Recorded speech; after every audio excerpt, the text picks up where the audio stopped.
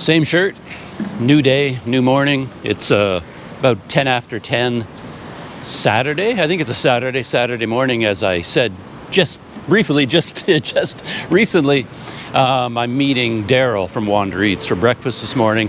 I'm heading up to his part of the city, and we're going to someplace. He said he had a new place he wanted to show me, and it's in an area, maybe in a district or a neighborhood or something called Rivercity.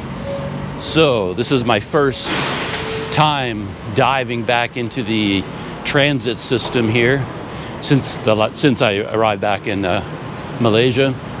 So I'm hopping up into the MRT. I'm trying to figure out where I'm supposed to enter. I think I have to cross the road. I'm at Masjid Jamek, and the trains here go in two different directions, but you have to access the right platform. And I think I need that platform on the other side of the road to go up to Titiwangsa, transfer there, Sentul Barat, cross the road, and that's Rivercity. And Daryl will be waiting for me somewhere around there. Oh, I have a crosswalk. A couple of seconds left.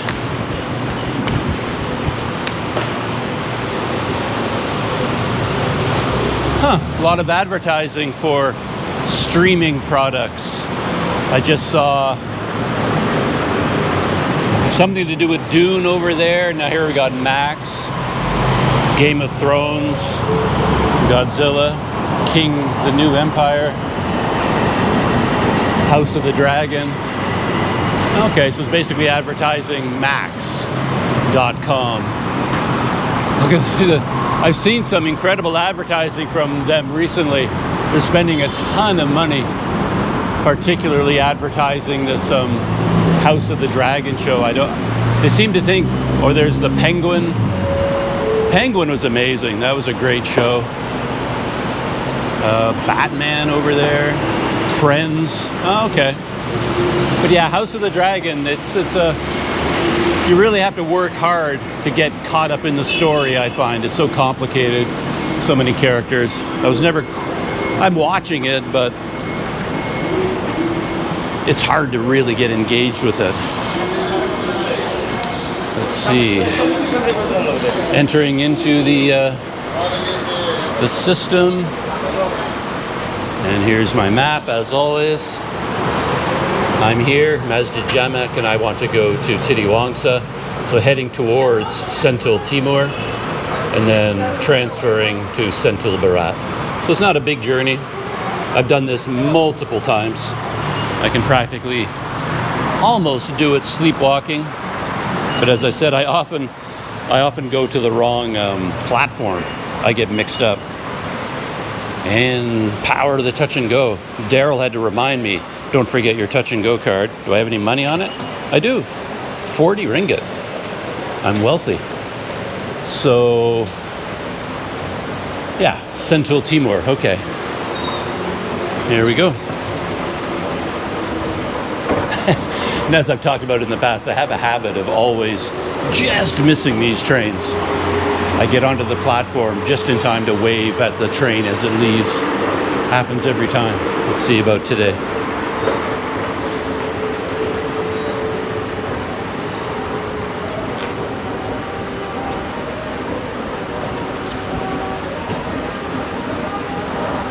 I find it is such a pleasure to return to Malaysia for me in terms of technology, just because I already have everything figured out. It's nice.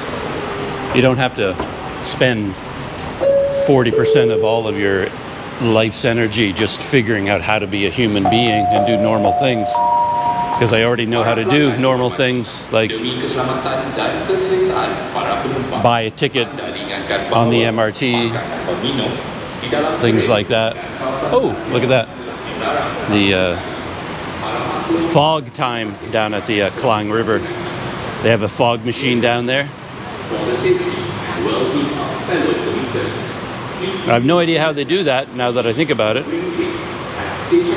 You sort of look at a fog machine and you think, well, yeah, look, it's making fog. But I couldn't tell you how you make fog. Chemicals, heat, cold. I have no idea how you do it. And there's the mosque. Train ke Ampang akan tiba. The tracks are rumbling, but it's not my train. That one's going in the other direction. Ampang.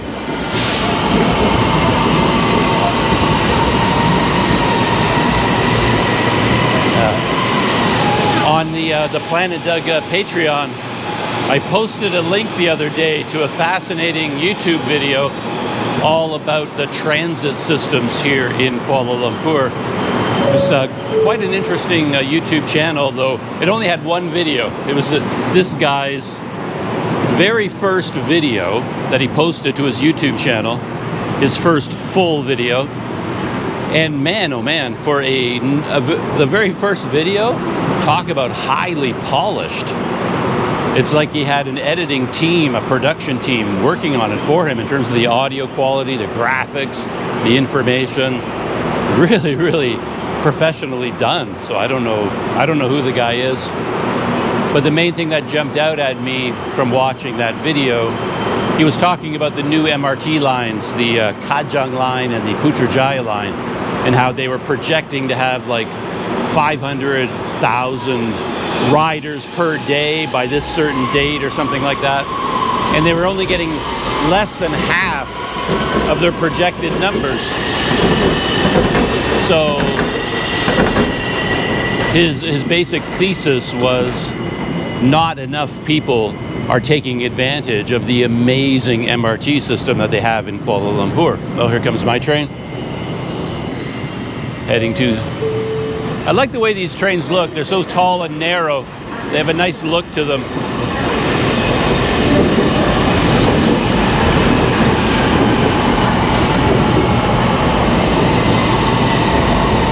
So that was his thesis, and then he started to ask the questions, well, why aren't more people using the Kajang line, the Putrajaya line? Why are the trains so empty? Why are people still buying cars, using cars, etc., when they have this option? And he talked about the reasons for that. Ooh, cold. Oh, it's ice cold in here. Yikes. And then he talked about how to fix the problem, like solutions. But one of the big things that jumped out at me was that even if a person... Station berikutnya, Bandaraya. Station Hamilton ke KPM Commuter. Okay. That's the next station, Bandaraya. Bandaraya. Connecting station to KTM Commuter. But he was saying that even when people live in a neighborhood and there's a brand new MRT station, even as close as 100 meters away from their house or half a kilometer from their house, they can't get to it from their house because there's going to be a big highway system in between their house and the MRT station. So they have to drive their car to get from their house to the MRT station, and then they have to go on this big long detour, navigate these highway systems, and then when they get there, there's nowhere to park, etc. So if you're going to go to all that trouble to drive your car just to get to the MRT station, well, you might as well just drive your car all the way to work. So commuters are not using the MRT because the MRT stations are difficult to access. And that really rang true for me as a person hanging out in KL, because I tried walking everywhere and riding my bike long ago, and I gave up on that because there were so many barriers going from one neighborhood to the other. And it was a fascinating video. The guy really seemed to know what he was talking about. But me being me, I mean, I always pick a hotel that is right beside an MRT station. So I never have that issue, really. I just live my life so that I always have easy access. I take the MRT everywhere. I love it to death. So, taking the MRT to meet Daryl. I have to put a new battery into my GoPro. I have like 9% power left. But before I change the battery, I thought I'd show you a little bit of what the world looks like out there. It's kind of gray. here's the view from the MRT. Oh, there's some of KL out there. Yeah, look at that major walkway, pedestrian walkway. Those are really nice. All right, time to change the battery. Moving along a bit faster than expected. Already at Titiwangsa. Here we are, Titiwangsa. And I have to transfer to the other line. They've got a nice bridge over here. As I've said before, it's a fun transfer point. You go from the older to the newer. The line I was just on is one of the older lines for KL. And then you cross over this bridge, which already looks very fancy, very new. And anyway, and then you go here and everything is getting newer and more modern. Everything looks different. And this is one of the lines that that video was talking about that isn't getting the ridership that they predicted. And I mean, for me, it's only anecdotal evidence, but because I'm usually doing this during the day. Like I don't go through these places at rush hour, morning or evening, so I don't see it at peak periods. But every time I go through one of these stations and ride on the Kajang or Putrajaya lines, they tend to be empty. They're cavernous, and there's nobody here, nobody using them. So what that guy said in his video sort of rang true for me. But yeah, I mean, look at the scale of this place. It's designed for a lot of people. But of course, this is Chinese New Year. You can't judge from this because, yeah, there's nobody in the city right now. Everybody's gone home. KL gets a little bit deserted at this time of year. Yeah, check it out. This is the main platform here. Not even at the trains yet. I'm still going down. But do you see another human being in this direction? Or that direction? Look at all those gates entering and exiting. Yeah, the scale of this place is incredible. I'm always amazed at this. Down here to the platform. I think I take the train on the right. But I always have to check this amazing system over here. This is so well designed. I love this. Tells you instantly what direction, which side to take. Titiwangsa, Sentul Barat, one stop. So, that side. And of course, the pink coaches for women. And we men have to go down to the end. And here are the platforms. This train just arrived. So everyone who was waiting for it would have left. So no surprise that the platform is completely empty, but still, this seems rather typical for me. Oh, there we go, one person.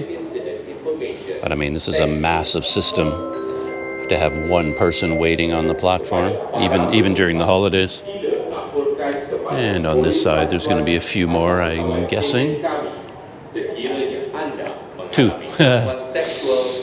Yeah. Heading towards Kwasa Damansara. Some other behind-the-scenes sort of topics on my mind, because this is a typical Doug walking around behind-the-scenes kind of video. Of course, I'm still thinking a lot about Patreon. Every day, new thoughts pop into my brain, new ways of seeing it, because it's only been, the Planet Doug Patreon has only been live for a short time. And as I said, when I met up with Expat P yesterday, we were talking a lot about Patreon. He's been part of the process. I've been using him as a bit of a sounding board for some of my ideas and thoughts as I was getting ready to make it public. And one thing he keeps telling me, which obviously he's very correct, is that, well, you have to tell people about it. So at a minimum, every time you post a big Planet Doug travel video, talk about Patreon, tell people about it at the beginning of the video and do it at the end. Just a little reminder, why, what is Patreon. Go check it out. There's bonus material, behind the scenes material all over there on Patreon. Just throw it out there. And you have to do that. Just keep telling people about it. And I'm yeah, absolutely, I agree with you. And I did do that with my walking around in Tanjung Balai video, and I'm telling Expat Pete, oh yeah, absolutely, I'm doing that, I'm going to do it, I agree with you, da, da, da. And then I'm editing my next video that I have from Sumatra. I was editing it yesterday and this morning, and I realized that when I shot that video in real time, I completely forgot. Like, I don't have a patter. Like a lot of YouTubers have the standard, like, don't forget to subscribe, like, comment, subscribe, and they have a little set grouping of sentences, a little paragraph that they come up with every time just to get people to subscribe to their channel, like their videos, click that notification bell, which I have a rule that I will never, ever, ever say any of those things in a Planet Doug video. But I am going to talk about Patreon at the beginning and the end of every video. Just throw it out there. And then I realized this latest video, completely forgot. I just started shooting a regular video. I was meeting friends of mine, new friends in Tanjung Balai, to go out on a boat trip. And I just grabbed my GoPro and I started talking as normal. Hey, welcome to Planet Doug, and I'm heading out today to meet some people, and we're going to take a boat on the river. And then I went the whole day long, shooting video. And then I stopped at the end of the day, and I realize now that at no point did I ever even think about Patreon or mentioning Patreon. Just completely slipped my mind. It's just not a habit. So there I was telling Expat Pete, oh, absolutely. Oh, yes.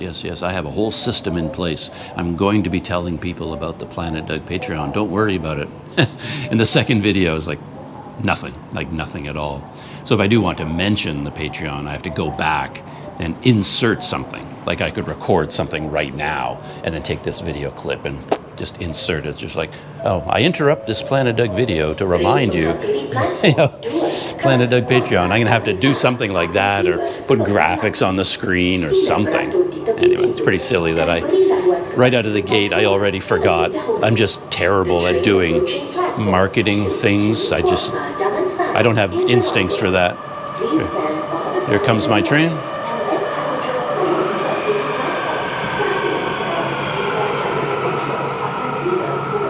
Beautiful train.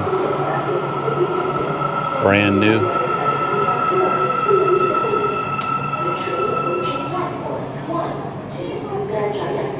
Yeah, there's more people on the train than I expected, but they all look like workers from other countries.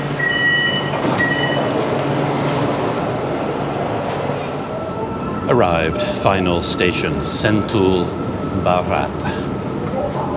And from here, I'm going somewhere new, because this Riverside City or river, whatever, I've already forgotten what it's called, that Daryl suggested we go to. I have no idea what it is. I've never been there. I don't know whether I do Pintu B, Pintu C. I have no clue which way to go out. I'll just pick one at random. I want to grab a coffee from one of the machines if I can do that. I think I have enough time. We're supposed to be meeting at 11, and it's just 10:40 right now. I've already been sending Daryl messages. He knows I'm here. Feeling very proud of myself because I sent him a Google Maps live location pin so he can track exactly where I am. I just say I'm proud of myself because I'm proud that I know how to do that. Someone else had to teach me all about that. And now it's become a habit for me. I try to do it all the time. If I'm meeting someone, just send them a live location pin. Touch and go. All right. So I have no idea where I'm supposed to go. Could be that exit. Actually, let me take a look at the map here. Lokasi. Peta Lokasi. Location map. So, do I see anything called Riverside? On this map, I don't, not yet. But it makes sense that this is probably Riverside. Oh no, here it is, Rivercity. Rivercity, right down here. That's where I want to go. So I could exit B or C. C, I have to cross the road. B, I don't. What is this one? Is this B or C? This is B. So this is where I want to exit from.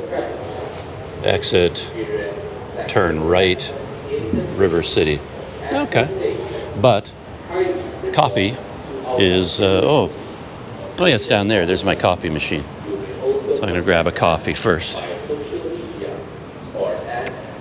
That's one of the great tragedies of life for me, that you can't drink coffee on the MRT, because they have all these machines in the MRT station, and I would love nothing more than to get a coffee before you get on the train. Grab a coffee from one of these machines, have a coffee while you're riding on the train, but no, you can only get the coffee when you come out. And I think I can use a touch and go on my phone to pay for a coffee here. Again, very proud of myself that I know how to do that. Desperately trying to keep up with technology. Yeah, I was chatting with a regular commenter on Patreon at length about technology and how far I fell behind at certain periods in my life. Everybody around me is buying smartphones and tablets and using Google Maps and booking tickets online and Wi-Fi and tracking, and I had no idea that any of that was even possible for a long time. So, yeah, coffee. What have we got here? I think I tried like a matcha latte here last time. I wasn't very happy with it. It wasn't hot. I'm just going to go for a standard cafe latte. So let me just set the GoPro aside and get my coffee, and I'll be back in a minute. So it's working. I placed an order and I paid with an eWallet, and there's I never saw this happening before, but I guess it has a trolley system or a conveyor belt, and it's going to slide across to the other side, which I think is pretty amazing. And maybe it puts a lid on it as well automatically. I'm very excited about this. Making time, 40 seconds. But I have to say, the ordering system here makes no sense at all. I'm amazed at how many of these modern systems are just illogical and non-intuitive, because there was a Pay Now button. I clicked on the Pay Now button and it said insert coins now. That's the only message I got, insert coins. And I thought, well, this machine doesn't even take coins. Or if it can, I don't know how to do that. I want to pay with an eWallet. So oh, there it goes, conveyor belt. Oh, that's the lid. And now it's way over here. Oh, a little plunger pushing the lid into place. The door unlocks, and here we are. Enjoy, they say. But yeah, like when you go through the process and then you say pay now, that's the only button available, and then it says insert coins. So I thought, well, I don't want to do that. So then I thought, okay, now what do I do? So I tried to push on the eWallet thing, but that didn't work. I just went around and around in circles, and I placed my order again, and it said insert coins, and I thought, well, I don't want to do that. So I'm reading all the instructions, and I finally, just through experimentation, I figured it, okay, even though it says insert coins, all that really means is place order by pushing this button. So then I pushed the button, and then the eWallet option was activated. But anyway, it made no sense at all. And how do the Otter Barista people not know that their system makes no sense? I used the machine like once today, and already I can see, oh, that makes no sense at all. They should fix that. But anyway, that is how the world works. Cup of coffee. Now the true test.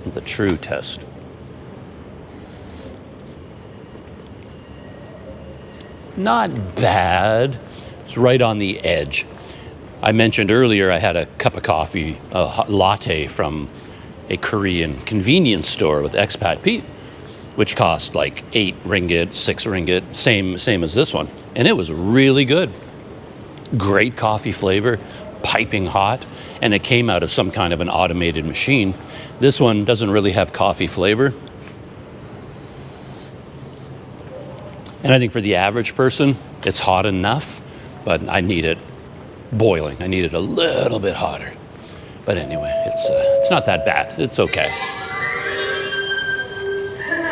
So, exit B, turn right, go to Rivercity, and Daryl should be parked there somewhere. Just to make sure I'm not, I got things straight. Coming out of B, turning right. Rivercity. I don't know where the parking area is here, but I'm sure that will all make sense once we get there.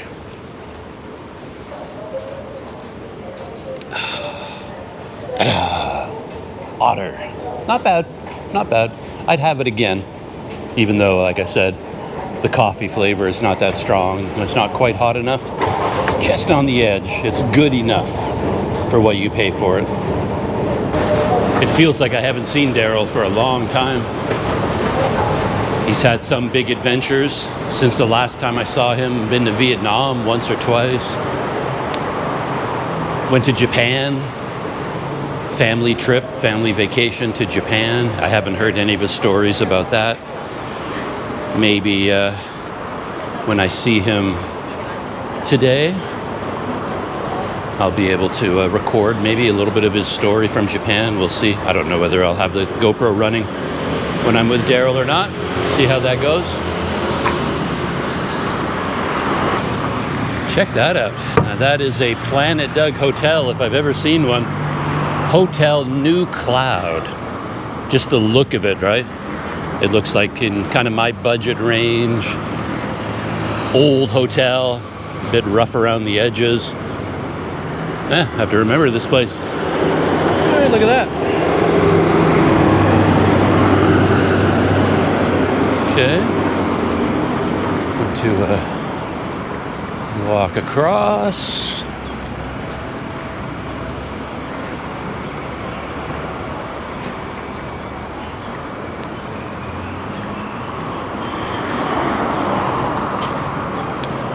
Yeah, walking in this direction is sort of a new neighborhood for me. I haven't been here before.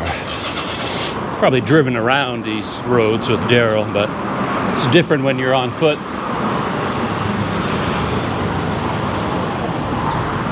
As I said, I don't really know what Rivercity is. It looks like I'm going to be going over train tracks. Yep.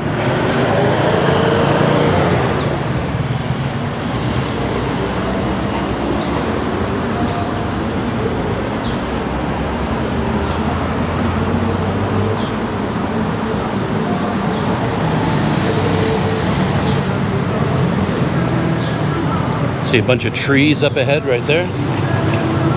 That's probably Rivercity right there. Kind of a park-like environment maybe.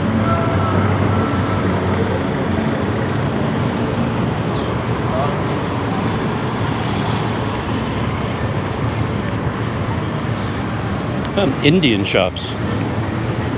Could be an Indian neighborhood. You can smell all the spices. Sari shops here.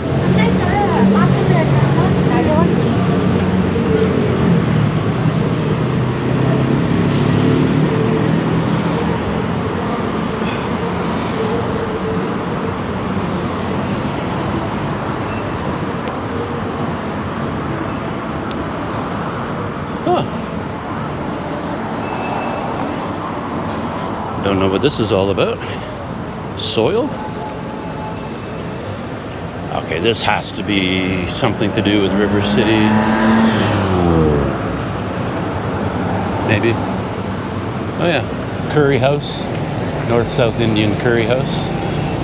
Yeah, another little India. A littler India. I had no idea. Time to check Google Maps. Make sure I'm on track. Yeah, I went in the exact wrong direction. Again, 180 degrees opposite to where I was supposed to go. Instead of turning right, coming out of this exit, I was supposed to turn left. But Was I wrong looking at that map? It was pretty obvious to me I had to turn right when I came out. I do that all the time. It's like my brain has a 180-degree flip on it or something. I can't figure out my right from my left. Anyway, Daryl is sending me all these video clips, giving me step-by-step instructions now. You know, exit from the exit you normally exit from, then turn here, then go there, and I'll meet you at the Coffee Bean. But I didn't exit from my normal exit. I adjusted and went out a different exit, thinking that's how I would get to Rivercity, but apparently I have no clue what I'm talking about. But now that I have the Coffee Bean as a location, well, I can find that on Google Maps and I can go straight there. That's sort of what I needed from the beginning. That's easy to do. I think that is my normal exit there. That might be exit C, perhaps. Yeah, that's Pinto C. And then Daryl was telling me I have to come out of C and then cross the road. But then he did keep saying turn left, turn left. But no, I mean, if I come out of C and cross the road, I'm facing this direction, I would be turning right. And there's the coffee bean and tea leaf right there on the corner. So that was our meeting point, but I didn't know that. But now he's moved on to a restaurant of some kind, so I have to dive deeper into Rivercity. Wow, got some signs up ahead right there, Rivercity. I wonder if Rivercity is a real place or it's just sort of a marketing gimmick where they just says, well, let's just call this block Rivercity and pretend it's something separate. It looks like it's just a regular block, regular street. I don't know why it would be the Rivercity. Okay.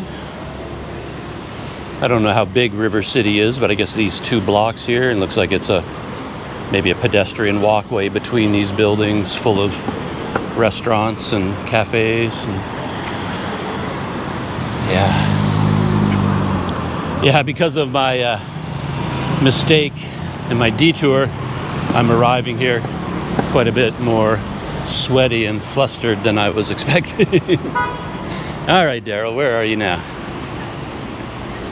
And he sent me a picture, but of course that picture doesn't mean anything to me, so I'm gonna have to walk around and look for something that looks like that picture.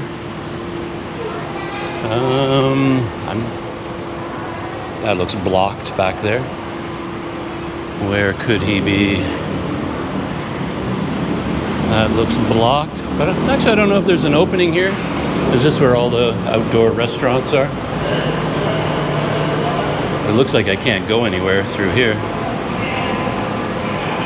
Oh no, there's an opening. Yeah, he's got to be back here somewhere. So, the Rivercity is apparently a vibrant community hub. That's what it is. Oh, it's pet friendly, as long as you follow the rules. Leashes, of course. No barkers or biters, so your dog has to self-identify. Is it a barker and a biter? Then they're not allowed. So I guess Daryl could be anywhere in here. I don't know where he is. Any time to check the photo? Does it continue down here?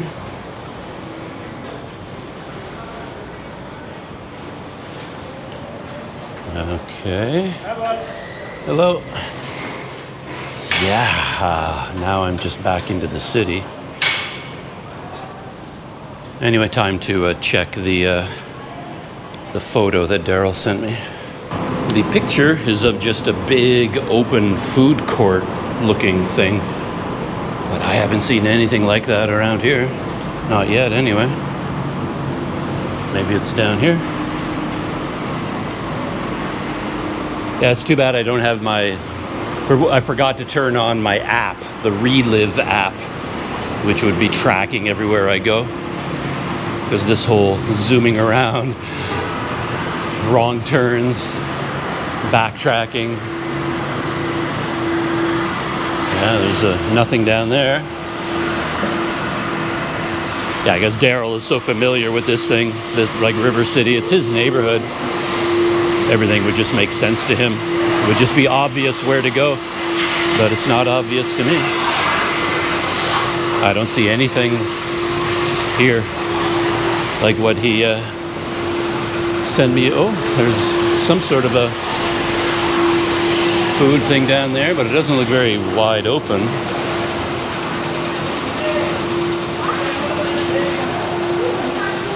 But hey, better check it out. Could be down here.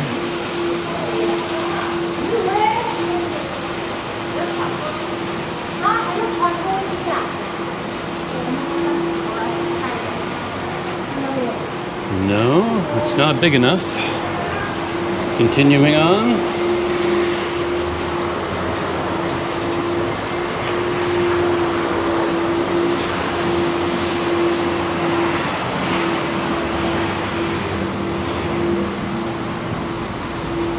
And I think I'm getting to the end of Rivercity. This is the parking lot. Maybe. And Daryl probably parked here. Hello.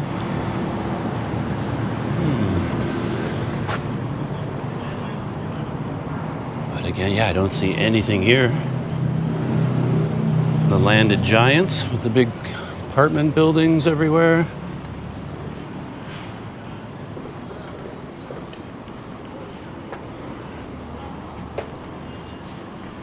Yeah, the world looks very different when you drive as opposed to when you walk.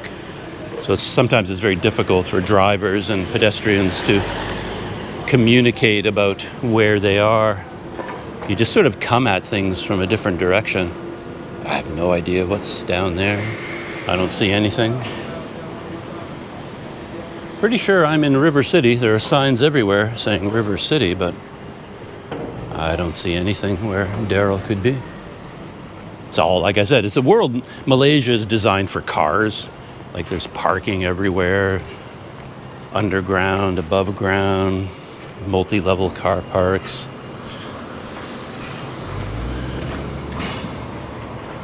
And it all makes sense from a car, but as soon as you start walking, you're just kind of lost, and everything is so big. Everything is on a level of a car. It's not really at the level of a single human being. Sorry, Daryl, I don't know where you are. I've walked around the entire place, and I have no clue where you might be. Maybe it goes on further in that direction, but I don't think so. All right, I think I'll have to send him a message and tell him I failed. Success. Yeah, I sent Daryl a message, and then he said, "I saw you! Turn around! You dummy! What are you doing? You're going the wrong way." It's been a while, buddy. It has been. I was just saying. Oh my God. I was just saying that. Yes, likewise. Oh, I didn't know this was Rivercity. I just saw a big growth. I went over here around and around and around, and I thought that was Rivercity, and then this didn't seem like it was part of it, so I never. This whole area is Rivercity, but they just opened in January, 18th of January. Okay. So very new. Ah. You're up for some Nasi Lemak? What's that? I hope you're up for some Nasi Lemak. Up for Nasi Lemak. Oh, sure. And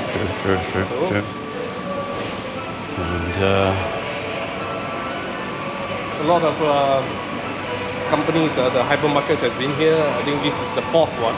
Hopefully they survive. So, I see. So we're going to Cafe Roma. I get you. Ooh, massage chairs. Minimum scan, 10 ringgit.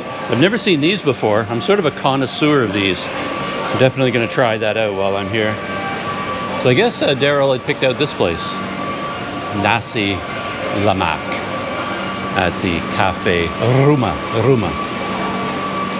I think Ruma means like room, coffee room or something like that.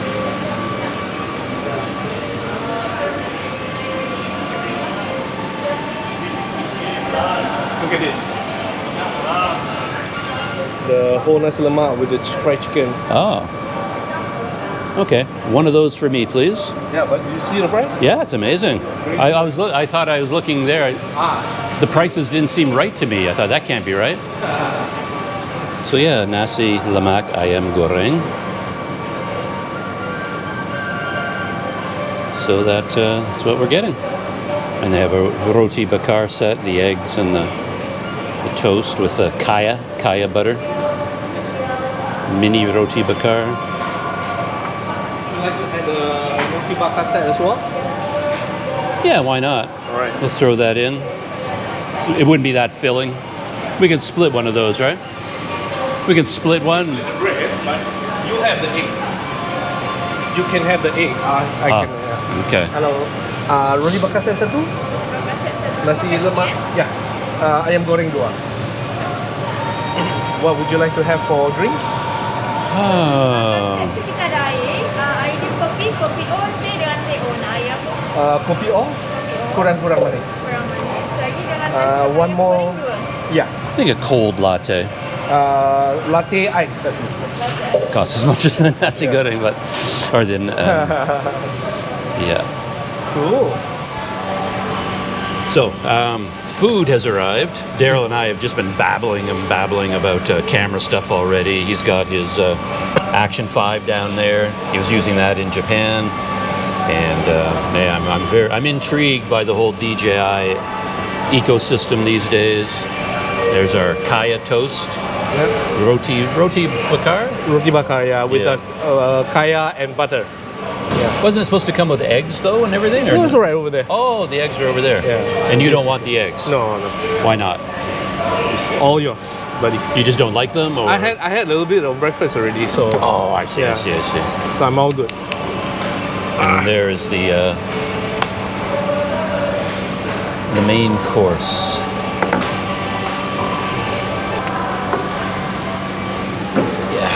So I've got a microphone on Daryl, poor guy. Every time he meets me, he's like, gotta put the microphone on again. But Nope. there it is. No, And Daryl, we just got to the point where he had a new gizmo, so tell me no, about it's been this. around I had it for a long time already. Really? It's I for don't- the phone. Oh. Yeah, so I thought I might need to use it as well. So you just have to turn it down. Turn it around, push it up, and turn this up. There you go. And you put the phone in there, See? and then it becomes a gimbal. I'm not sure it's powered. I powered it though. That goes a little bit against the WanderEats ethos, though, right? Yeah, exactly. Even exactly. you setting it up, that's a little Yeah. complicated. Yeah, exactly. It's quite complicated, and obviously this phone is big, so Yeah. and you have to get it right because, or else it would not. Sorry, it's here. Oh, sorry. Yeah, I can have to see press. why. You were just saying you brought it to Japan, but you didn't Yeah. really use it. There you go. Oh, But it's yeah, you got too to heavy. balance yeah. it, and yeah, it is a big phone. Yeah. I don't remember it being so big. So there you go. All right.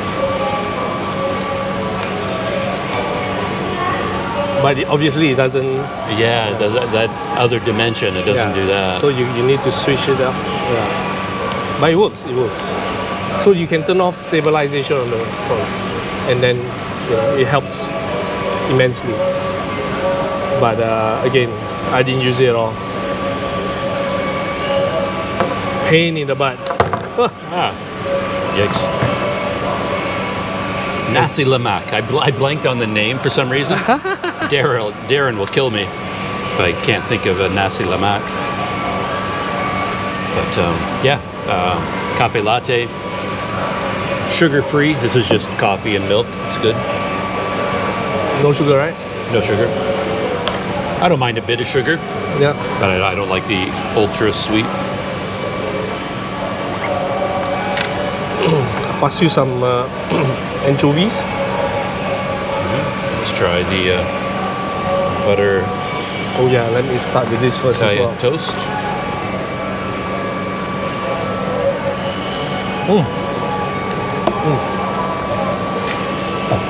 Allow me. Thank you.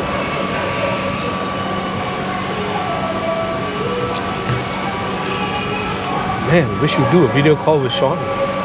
What's that? We should do a video call with Sean.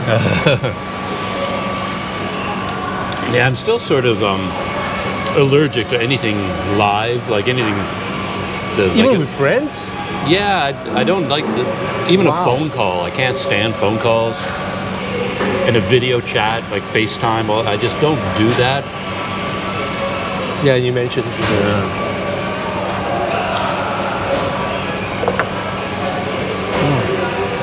And my brain, if there's even the slightest delay in the conversation, my brain disconnects. It has to be instantaneous, you know. Got it, got it.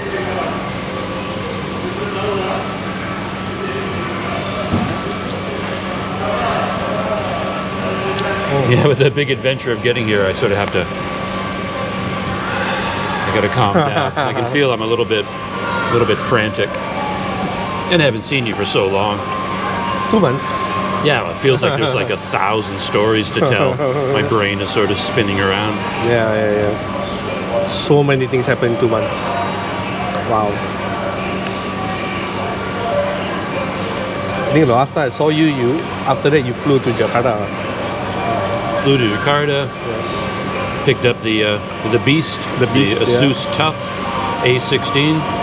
And you straight away went to Sumatra right after that. From right? there, I flew Yeah. Jakarta back to Medan. Yeah. And I had certain ideas of what I was going to do, but of course I abandoned those ideas and did something else entirely, as is my habit.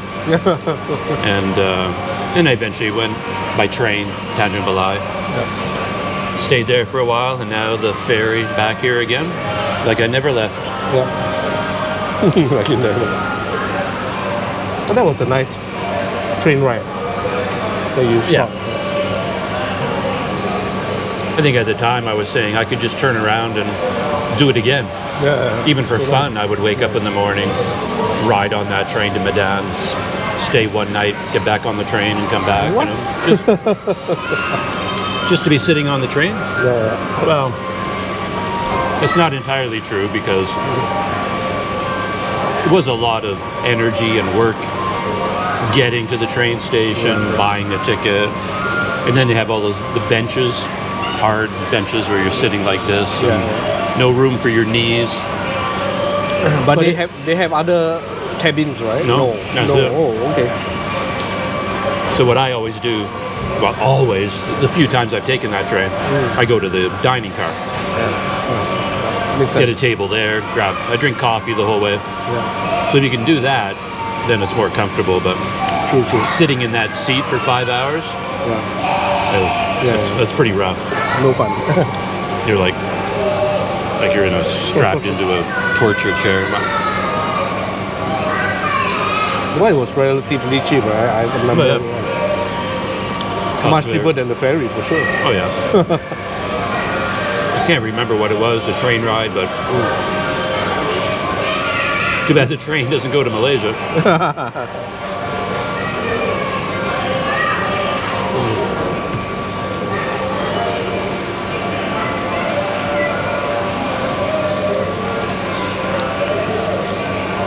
Samba. I couldn't even think of the name. Yeah. I was going to call it salsa. It's like, and the salsa, no, samba.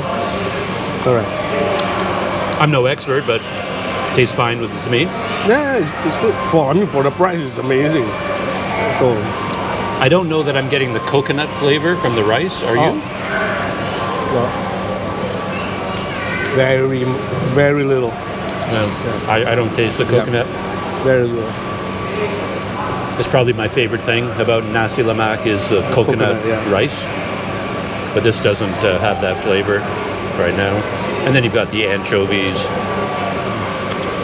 and the chicken.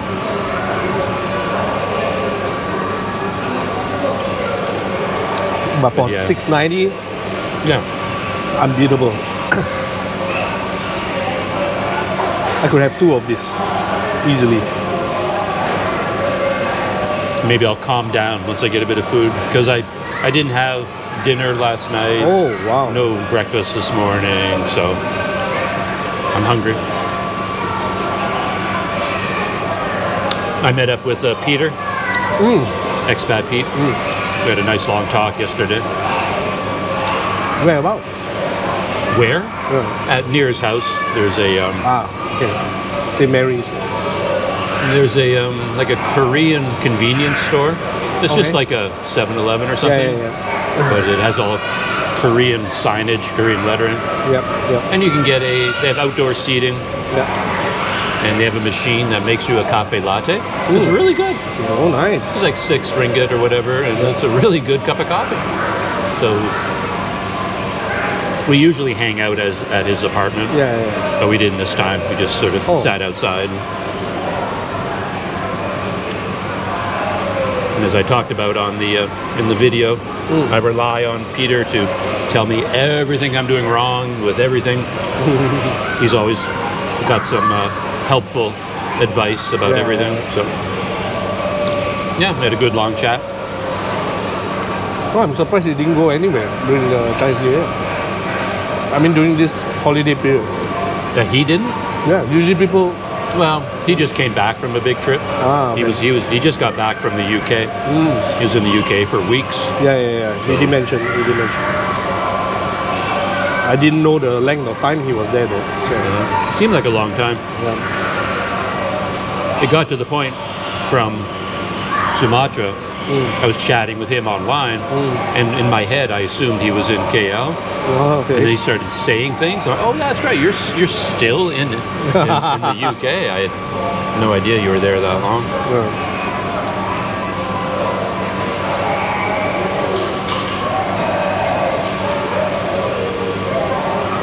But before I shut down the GoPro, Japan. How long were you there? 9 days. 9 days. I didn't watch your whole video. Oh, no worries. But I think the first and last day, of course, totally travel days. Right. Yeah, because we left very early for the airport on the last day as well. Yeah. And So you were there kind of a week. Yeah. In terms of time in Japan, Actually, you had 1 week in Japan. It was since it was my first time, really very pleasant experience. The Japanese culture, everything was really very nice. Of course, the only issue is communication, right? But other than that, wow. Communication. Yeah. But getting around, especially in Tokyo itself, was a challenge. Because a lot of people say that it's well connected, it is, no doubt. It's just that it's so many different type of transportations. Okay. Even the train have different companies. Okay. So there is subway, there's JR, and etc. It gets a bit complicated. So I do not know whether I can get from here to there using just subway, for example. So etc. So it was a bit complicated. And when they talk about, they have very good pedestrian system in there as well. It's just that because I was with my wife's parents, which mobility is a challenge. I have to be mindful if that walk is like more than 700 meters between one station to the next. Okay. Yeah, things like that. So that was a challenge. So it seems like you would have been like a general marshalling an army and getting everybody from place to place. Oh yeah. So since you were responsible for all these people, did you have a chance to sort of relax and enjoy it yourself, or did it feel like you were working all the time? Yeah, I did. Because most of the trip, because I planned the whole day out, but usually by afternoon my in-laws will be too tired, so we send them back. I think you can see from the video there will be trips going back, and I think sometimes either me and my wife will take them back, or I will take them back because I'm afraid they get lost, and my wife's sense of direction is not that great as well. So I send them back, and then I find my way back to meet up with my wife, or things like that. So that worked out pretty well. So in the evening, then we have more time to ourselves.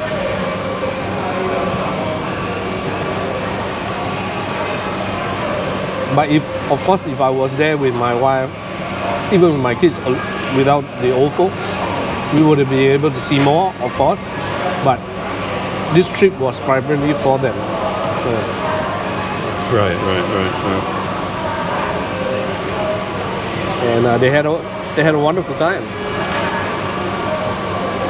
Did it seem like a good place for you to go on your own someday? Like, would you be interested in doing that? Like, just traveling around like a backpacker? Oh yeah. If definitely, if time and money is not an issue, I will do that for sure. No, Japan is not by any stretch of the imagination cheap.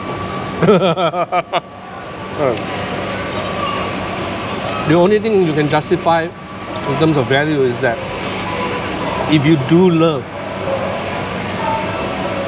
the Japanese cuisine, for example, right? Of course, you can get it cheaper there compared to here because you're paying an international price, so to speak. But then you can't find a roti canai value. You know what I mean? Right. So something like that. So like Wagyu beef is so cheap there. I mean, compared to here, and it's so good as well. So, but you're spending like 80, 90 ringgit per meal. Over here, you probably have to spend double that. Right, okay. But then you still have to consider that as one meal, right? So it's still costly in that sense. So value is relative in that sense.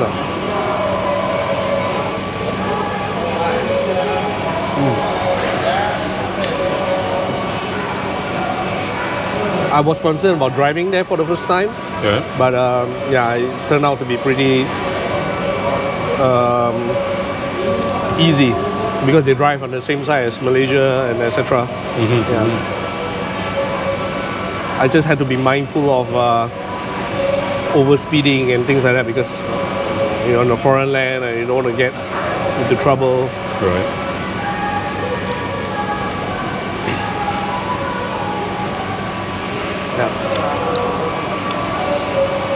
What would you do differently if you went back again? Oh, what would I do differently? Good question. I don't think I could do much differently because of the context of my in-laws. Okay. But if they were not there, there's so much I didn't see and do. I didn't go to the Tsujiji market. I didn't go to Ginza street, etc., etc. So many things we couldn't see and do. There was one part my wife and kids shopped at the Shinjuku area, and then I sent my in-laws back to the Airbnb, and then I took the train all the way to Shibuku by myself to look at the Shibuku crossing, the famous crossing. So I did that by myself. Did you do any like goofy video at the crossing? No. There were so many people, by the way. So many. We've all seen it in so many movies, TV shows. It'd be sort of like the Abbey Road Beatles crossing. Everybody has to imitate it, recreate it. And it's very interesting to see when as the crossing start, everybody's going, but when it starts flashing, like it's going to end, right? You can see people still crossing, right? And then people rushing at the end when it turns red, and the cars are honking. Wah, wah, wah. So when you went there from Kuala Lumpur, did you have any sense of going to a more technologically advanced city, or did it feel the same as being here? No. I sort of, my brain was already set that I knew that was a much more vibrant and advanced city, so to speak. So, but one thing, when we arrived, it was night. Oh. Yeah, so everything was subdued due to that, and we were hungry, so we found a 24 hours ramen shop, and Yeah, I saw that. yeah, and then we just walked to the Airbnb. Then the next day we had a full day out, so that was fun. Met my cousin who's based there in Tokyo. So yeah, I had a lot of fun with her. She helped a lot with the planning as well. She was my go-to for information. A highlight experience? Definitely the snow, I would say. I was about to say that. Yeah. The snow. Yeah. Even for my in-laws as well. Yeah. And then the boat ride, that was also a highlight for me. That was funny because when we got to the boat, both my in-laws sat right in front with a majestic view of the, because we upgraded for first class so that we could get the higher optimal location on the ship. And then we got in first as well, one of the first few batch to get in line, because not that many people paid for the first class upgrade. And I rushed in, and then I got them the front seat right at the window. And then when the ship started to move, I looked at them, they are both asleep. I was like, oh man.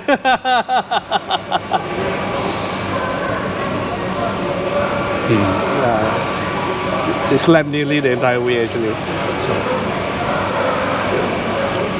Getting by with English, how difficult was that? Day-to-day life? Pretty okay, I guess.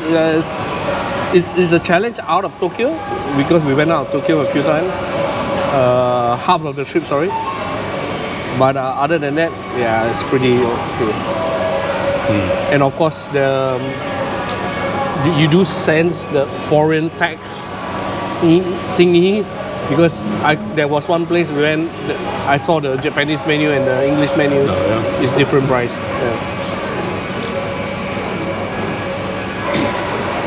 We're picking up quite a few Japanese terms over there before going there. So,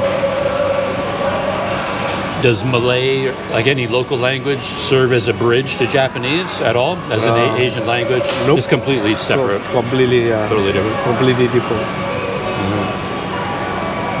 Their written characters are very based on Chinese, so it was easy for my wife to sort of make out what it means. Okay. Yeah, but other than that, no, not for me. Do they have two different writing systems or just one? Kanji? Yeah. Is that what it's kanji called? as well, yeah. Is that the only one they have? No, they have another one. I can't remember the name though. Yeah. The more formal one? Formal one. The older, more traditional? Yeah. I've only been to Japan twice, both very brief visa runs out of Korea. Oh, okay. A long time ago.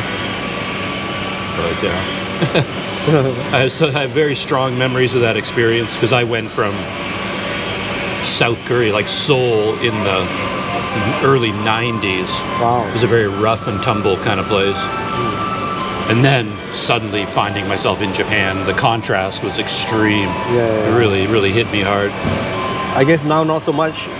Back then, I think Seoul has changed a lot. A lot. Mics are okay? What's that? Oh, you can't see the mic on the front? Hello? No, you can't. Oh. No, it's another problem with the GoPro. Yeah. Then Nash was there watching, no? She was standing waiting. Yeah. It's a brand new one. It's so stiff. But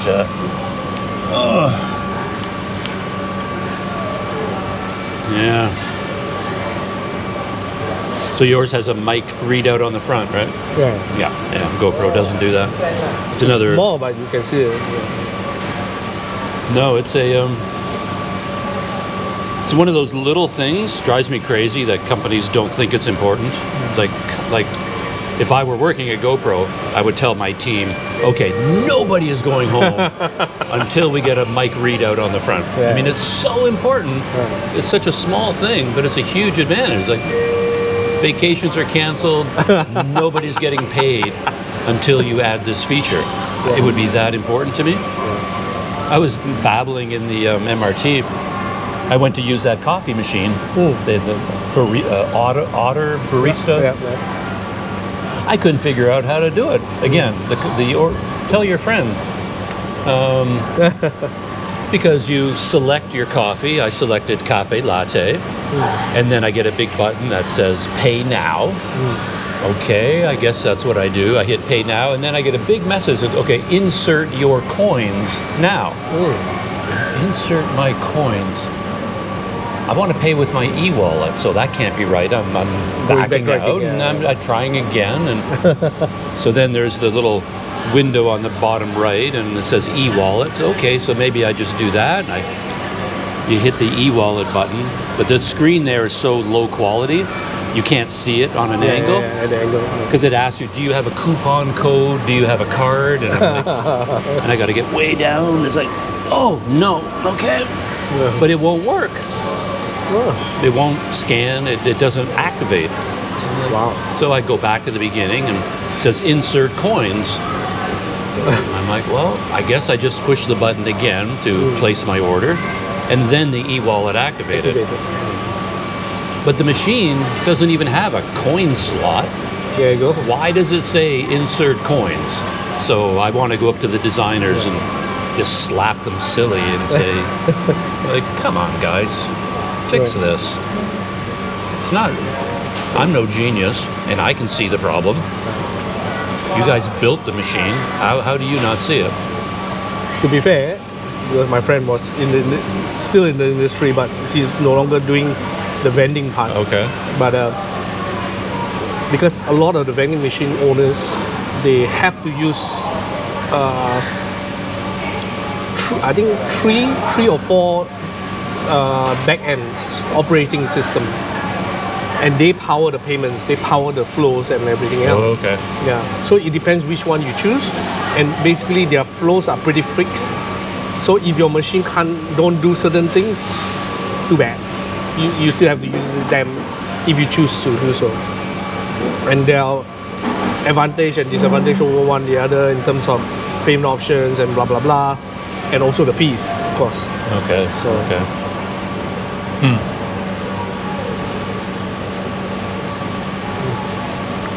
I think that is your superpower. You always argue in favor of the defense. No, I'm just looking at the situation, that's all. Yeah, but it's like, I just want to slap them, get them in a room and yell at them. Yeah, it's true. And you see it from their point of view. It's like, well, there's a reason for it. And I'm like, quit being so reasonable. Just get angry with me. But Because similarly, like some of us have no choice to work with what we have. It's similar to them as well. They have to work with whatever they are presented with.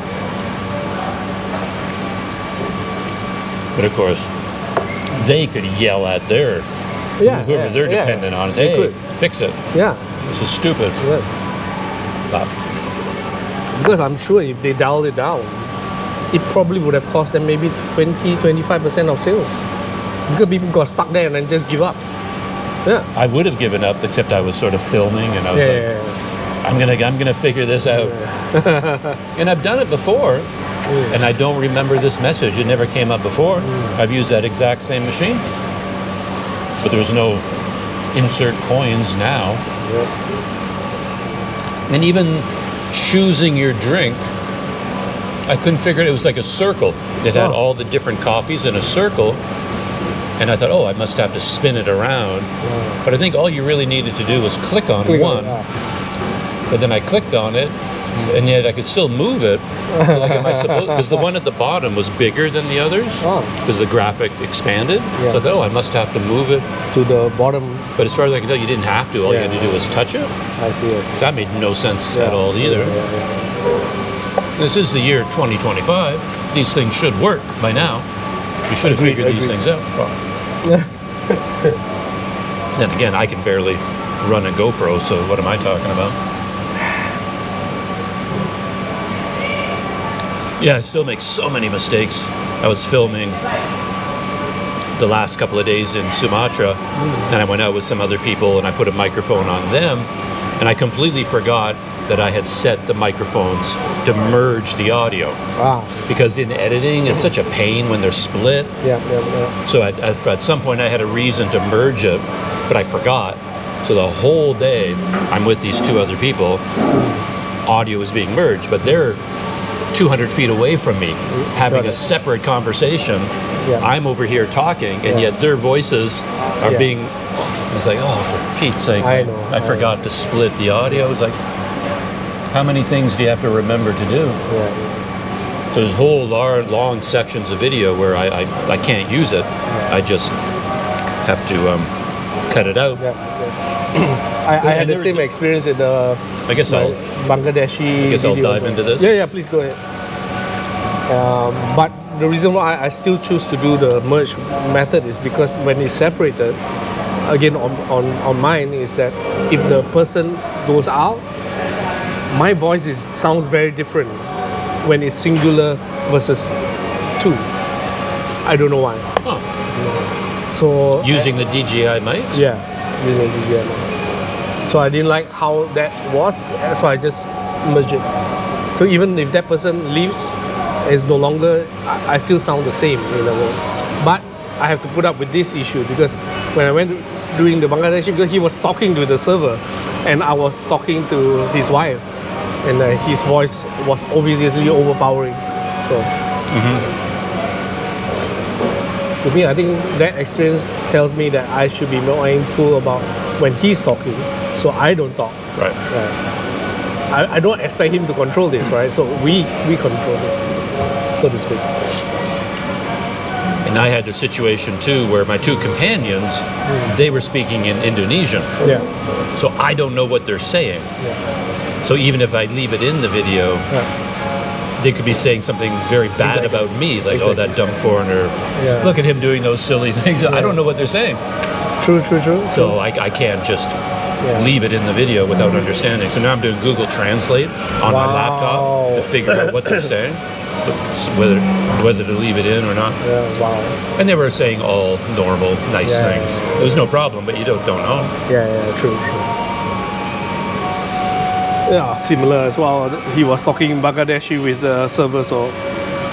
But I left everything in, so I didn't take it out. But what I did was there was one part where I had said something important. So what I did was, luckily, we didn't overlap too much. So the part where he's talking, I cut and I lowered the volume. But that was tedious work, bro. Oh my God.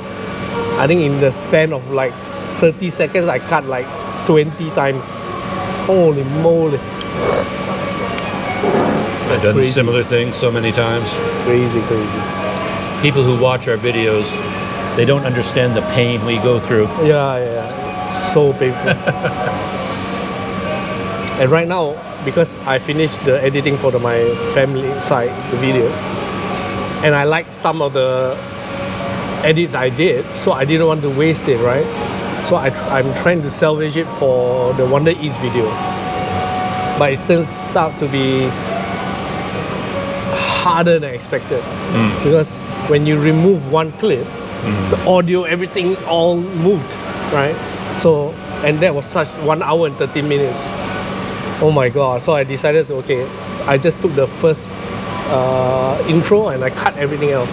And I start building up from there. Sometimes that's faster, just to start out from scratch. You think you save time cutting and pasting or something, but it's not. Depends on the program, like how it works. Because there's so many layers, right? You have the audio, you have the main video file, you have the B-roll file, then you have the text, you have the effects, you have transitions. Oh man, one thing out and forget it, just delete. Too much work. After a while, I felt that it also limits my creative, you know, what I wanted to do, because I had to do this because it was already that way. So I just delete it. And the tough part, of course, I have to remove everything, my family out of the video from the WanderEats video. Okay. There are a few clips where I spoke on camera, which I didn't include in the family video because it was for WanderEats. Okay. So I had to bring that into the video. That was fun. Man, YouTube is not easy, guys. God damn. Not easy at all. Yeah. I talk about it all the time, where think about a movie, they have a the audio department, the lighting department, the location department, the costume department. You know, we do all of it one person, but on a very small scale. But with my Rode, I'm assuming with the DJI mic too, if I'm having two mics, I can mute yours. So if I remember that I'm merging the audio and you walk away, I can go onto the receiver and mute yours. But then you have to remember to unmute it later. And you're not going to remember. Never. You will forget. 1,000 years. Unless that could be a good feature, you know, the GPS thing. If they allow that muting here, the mic control, rather than just purely GPS riding bicycle or whatever it is, add more functions to it, maybe. That I might remember. Mute. Mute. Yeah, if there was a mute button, it would be, but it's really complicated on there. You have to use one button, because I've got two, mic 1, mic 2. There's a little box. If you press one button, the box moves back and forth. So you have to highlight mic 2, then the other button, mute it, and it turns on a little microphone with a line through it. Wow. But it's so tiny on that screen, and out in the bright light, you can't see it. It's like, I have no idea, I can't see anything, and it's attached to your camera, so you gotta take it off your camera in a minute. That's just... Pain in the butt. So I should have had it split audio. But then in the editing program, every time I use split audio in DaVinci Resolve, I have to go through this long, for every clip, I have to change, I have to unsplit it. And it adds a lot of work. So it does. And there's some people, I think what's it? David Manning was talking. I know a few people do it.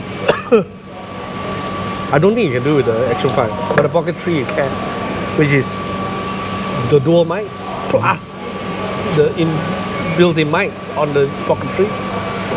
Say it again? I don't get it. You can have 3 audios from the dual mics plus the really? built-in, Oh, I didn't know that. So you can use that ambient sound from and then you control. But that's so much work. Oh my god. That's crazy amount of work. I mean, it's great, especially if you mount the Pocket 3 in the middle of the road and you walk like 100 meters away and record what you're saying. And then if that is nearby the road, then you can hear the traffic noise and from the Pocket 3. So, still a lot of work. Oh no way, forget it. How many people appreciate this? You tell me. Well, very few. I mean, it's not worth the effort, in my opinion. I think about audio a lot, I talk about it a lot, and then I'm talking with Peter yesterday, and there were sections of my recent videos where I wasn't using a mic, it was just built-in mics, and he's like, oh, it sounded fine to me. And it was like, you don't even need to use, like, why are you even so worried about it? It sounded fine. And I appreciate it's nice to hear, but at the same time, I kind of want a different message, like, Oh yeah, all the work you put into setting up the Rode microphones sounds so much better. Yeah. And people tell me, you don't even need it. Yeah. Sounds fine without it. Yeah. It's true. It's true. Again, this Japan family video. It's like, why am I using the mics too? Because it sounded great. I mean, for my usage. Okay. Why am I bothered about DJI mics? Because it's so much easier just to film like this. It is. Yeah. Small, easy, lightweight, blah blah blah blah blah blah blah blah blah. Rather than mic, turn it on. Is it on? Is it connected? Yeah. Constantly. And I with think- GoPros, you run into the problem that when the receiver battery dies, Oh, there's no audio at all. I see. Like with the Pocket 3, Yeah. it knows if it's no longer getting a signal from the mic, it The bu- switches the built-in. to the built-in mics. Yeah. GoPros aren't that smart. Wow. And then you just end up with dead audio, like nothing at all. Zero at all. Wow, that's really Happens all the time to me. So I always have to keep checking the batteries. And there's no light on the road, like I can't see a battery signal light. I see. True. And on the one on you, I've got the fluffy thing on it, but it covers up the lights. Ah, So there's two blue lights there, but I I can't see. see I them. didn't know that as well. Yeah, Oh yeah. You're right. right there. Holy crap. so I'm always checking lights, but if I have the fluffy thing on, it's like, now I can't even see the lights. The pain. I know. The little things. It's the little things. Did you catch a cold in Japan I did. when you're still recovering? It's not really a cold, I would say. It's more like, I think because the sheer coldness weather, I'm not so used to it. So I think it's the body reacting, defense system or whatever it is. So I'm fine now. It's just that there's still some cough, but other than that, yeah, I'm all good. All of us came back the same actually. My father-in-law, my kids, my wife. But we're better now, thank God.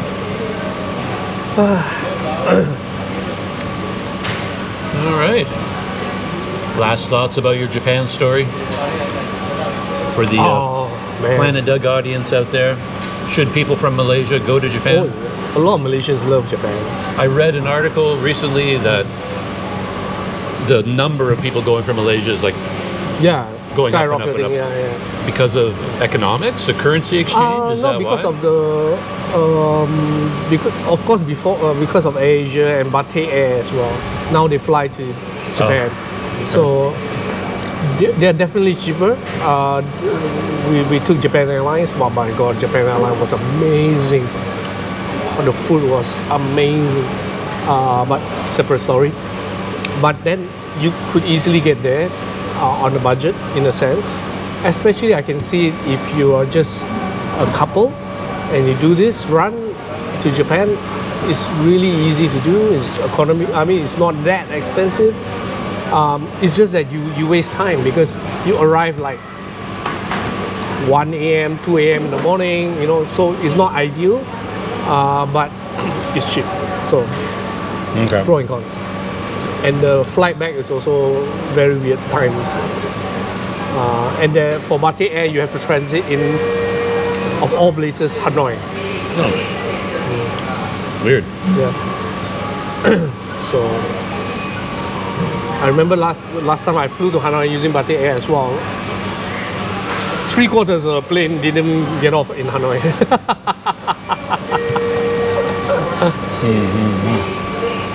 All right. You heard it here first. Yeah. And the Tokyo video will be coming real soon on WanderEats. Just one video. Yeah, no, the main video. I have a few for like the Airbnbs because I made a deal with some of the Airbnbs. So other than that, yeah, I think there's one walking tour, but yeah, most of it is just one main ones. Yeah.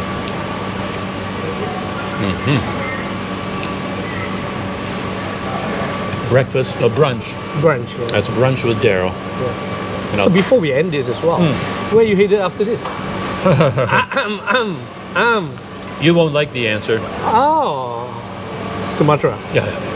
I thought of it. I still haven't done the bike ride. Yeah. I switched gears to Patreon. I landed and I was supposed to start riding, and then I thought, But the Patreon is doing well. I saw.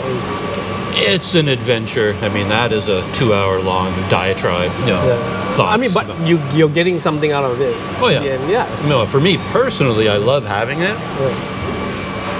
Though at the moment, it does have a little bit of a feeling of speaking into a void in terms of posting a lot of things to Patreon, and people don't really think of it as a place to go. I see. Are your subscribers on Patreon able to interact with you on Patreon? Oh yeah, Oh, okay. many different ways. Yeah, Do they? yeah. Well, Oh, okay.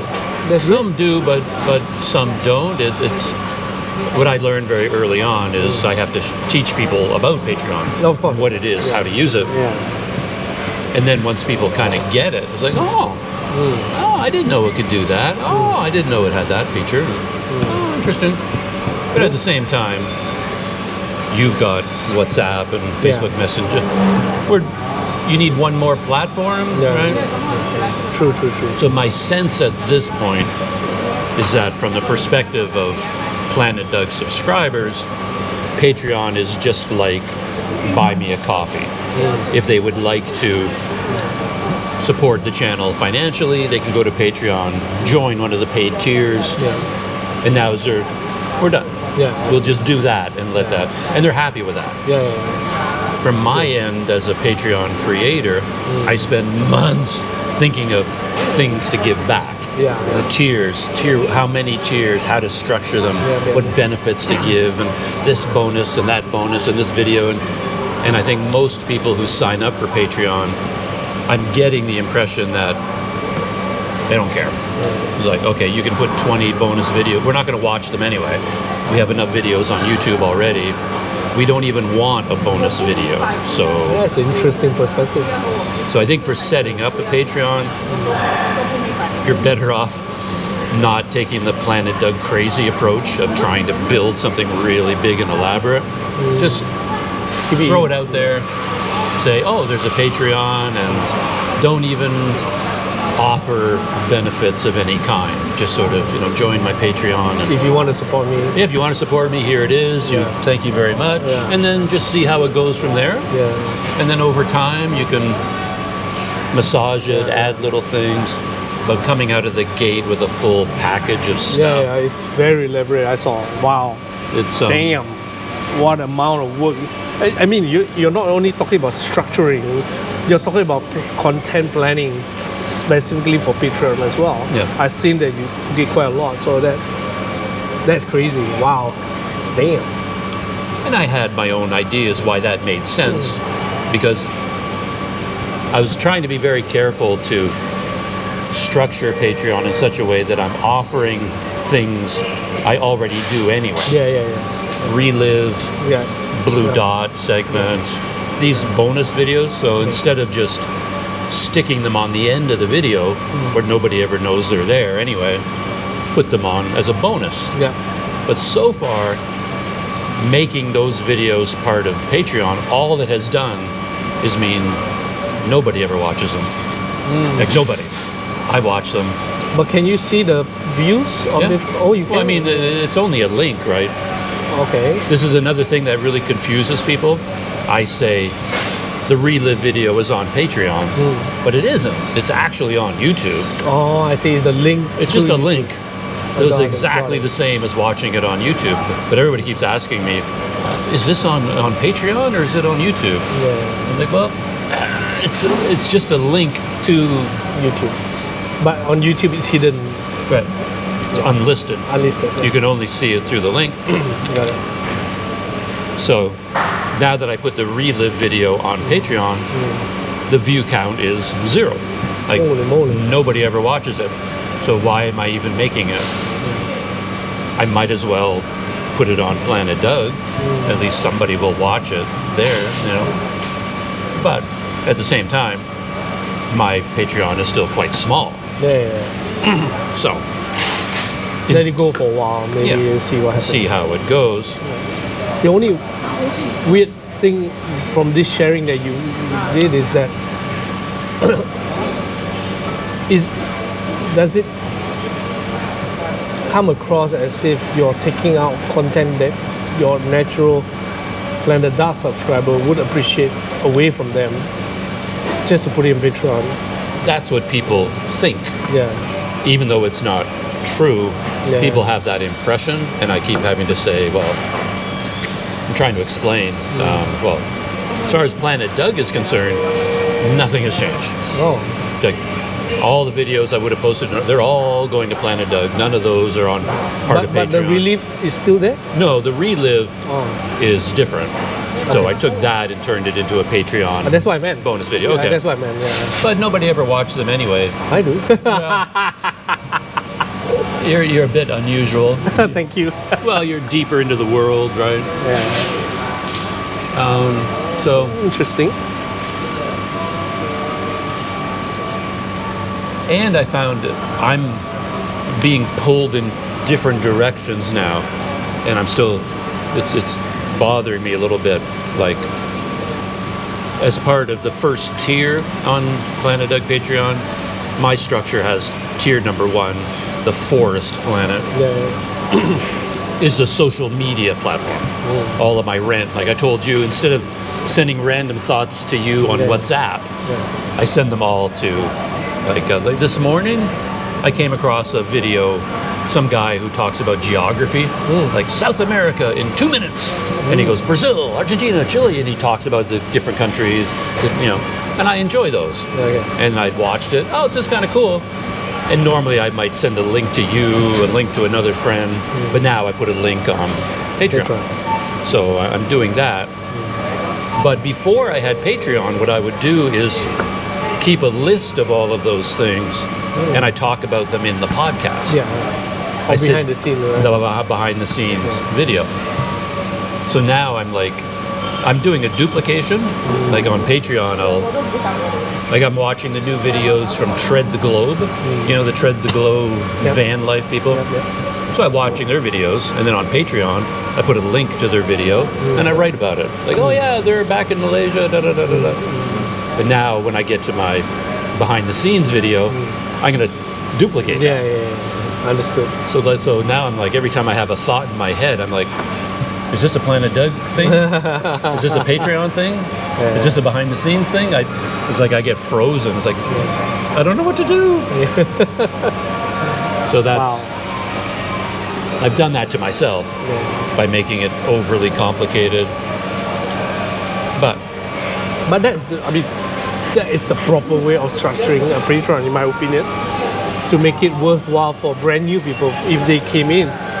Okay, this creator really put in an effort to their Patreon page.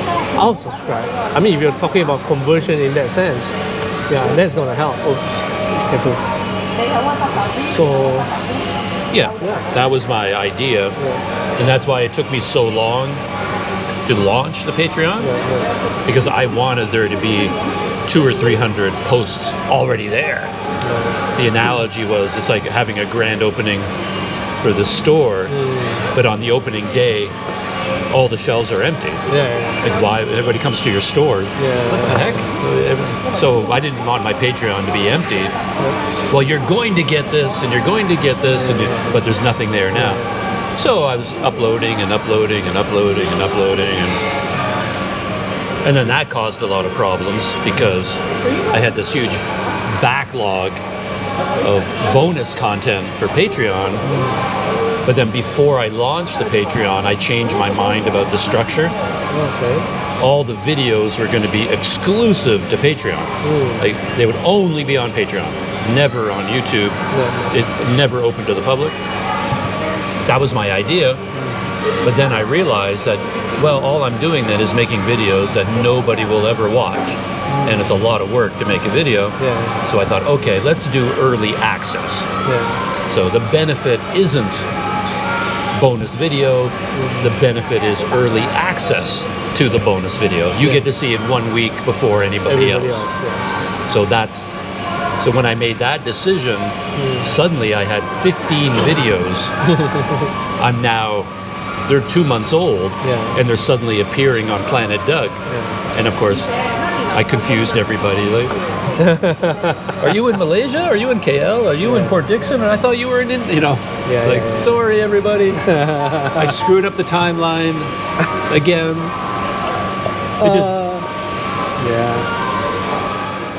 So that was a little bit of a Patreon discussion there.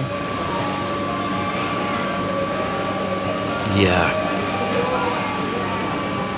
I'm like that hibernating bear I always talk about, where I don't eat that often, but when there's a bunch of food in front of me, I really have to stock up. I may not eat for another 36 hours, so I have to get a lot of fuel while I can. Jumping ahead on today's small adventures, I just said goodbye to Daryl. I'm sure I'll see him one more time before I head back to Sumatra. But yeah, it's a good to catch up with him. He had all his stories from Japan. I didn't really tell him a lot of stories from Sumatra, now that I think about it. I was more interested to hear about his trip to Japan, so I was hitting him with a lot of questions about that. And he just dropped me off at the Jalan Ipoh MRT station, and I'm heading back to my home at the J Hotel, Masjid, India. Yeah, it's a fun station, this one, because it has a vast, I mean, it's not even an inappropriate word, but like a vast pedestrian bridge system to get people here. I was just talking this morning about that video and the MRT system and the difficulty people have in KL of getting to the MRT station, even when they live near one. And this is a good example of what I'm talking about, because if you happen to have a house, you live in one of those apartment buildings, there's an MRT station right here, but generally you'd be blocked by this, right? There's a highway here, a highway there, and you got to get across this entire system. But here they built a pedestrian bridge, so at least people can climb up all these steps. But again, a person with limited mobility, I guess there's an elevator here somewhere too, but it's not exactly human-sized accessible. I mean, look at that. You got to get up all those stairs and then get up here to this bridge. Can't imagine how expensive this bridge is on its own. And then finally, this bridge can get you across to the MRT station, but without this bridge, how in the world are you navigating all of this? All right? And a lot of the MRT stations are like that.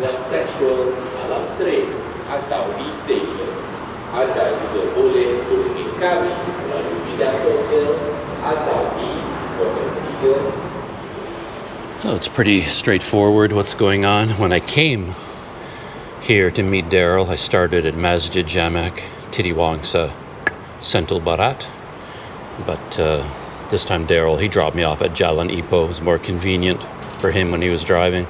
So this is where I am now, Jalan Ipoh. And I'm going to go past Sentul Barat and go back to Masjid Jamak. Or I could continue all the way down to here and then somehow go another route, but I think this is the simplest and the easiest way to go. Yeah, another vast station, and I am the only person on the platform. So, yeah, not a lot of people. Again, Chinese New Year, but still, you would expect to see a lot more people using the system than this. 4 minutes until the next train, heading towards Putrajaya.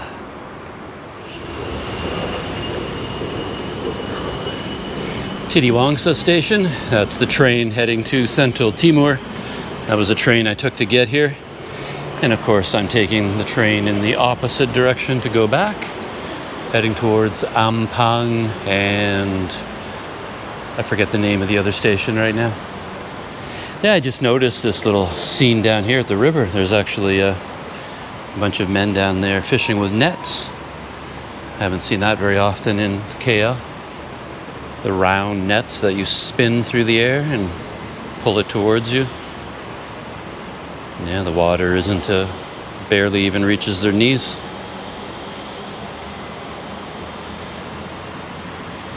A Hindu temple over there, quite interesting looking against the trees and with the backdrop of the apartment buildings. And there's the guy. You can just make him out maybe on the GoPro screen. He's getting the net ready, and he's going to fling it out in a circle. There's an art form to it, of course.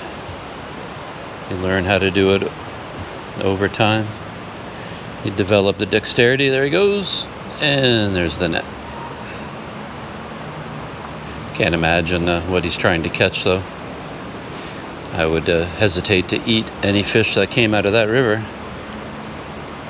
But what do I know about fish? Very little. Oh, here comes my train.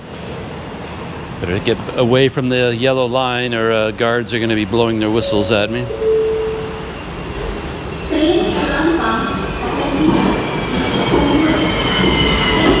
The Ampang train.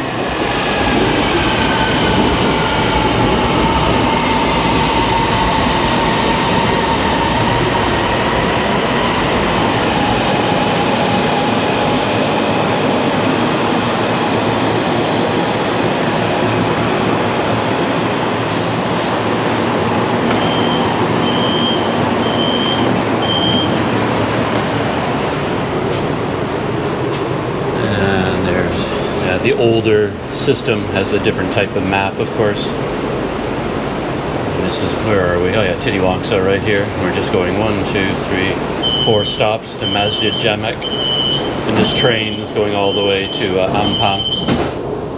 And the other train that goes on these tracks goes to Putra Heights. That's what I was trying to remember. Station supplement to KTM commuter. Next station, PWTC, connecting station to KTM commuter. Just came out of the station at Masjid Jamek, a couple hundred meters away from my hotel, down by the river. Yeah, I just was thinking about those guys fishing. And this is basically the same water. The water that they were just fishing is the same river right here. The water that was passing by them will eventually reach this point and flow down. But yeah, it doesn't look like water that I'd want to eat the fish from. But hey, what do I know?